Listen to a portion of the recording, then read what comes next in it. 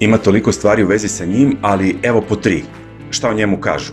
Na pitanje američkog novinara ko je najbolji trener, David Blatt, takođe čuveni stručnjak, je rekao: vi ovde verovatno ne znate za njega, ali Željko Obradović, Srbin, genijalan koji može da utiče na utakmicu više nego bilo koga sam video.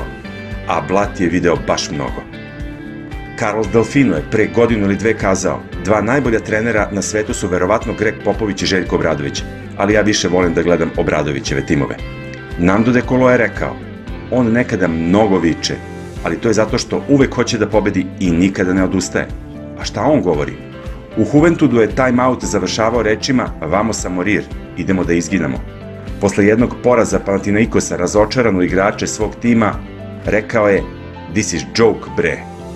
Takođe je kazao: priznajem da ne razumem zašto imam veću strast nego prvog dana kada sam počeo da radim kao trener. Znate šta je uradio, a evo šta nije uradio.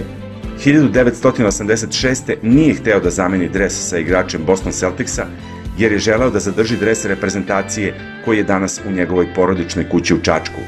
Prvih nekoliko meseci kao trener nije spavao, jer se plašio da će ga igrači pitati nešto što ne zna. Nije izlazio na ulicu početkom karijere posle poraza. I da, nije uspeo da izdrži duže od jednog popodneva da ne govori o košarci. I za kraj anegdota. U Real Madridu je trenirao Johna Arlaukasa, koji je bio potpuno dekoncentrisan na jednom treningu. Obradović ga je ljutito izbacio sa treninga. Zatim ga je pozvao da popiju piće i da sazna u čemu je problem.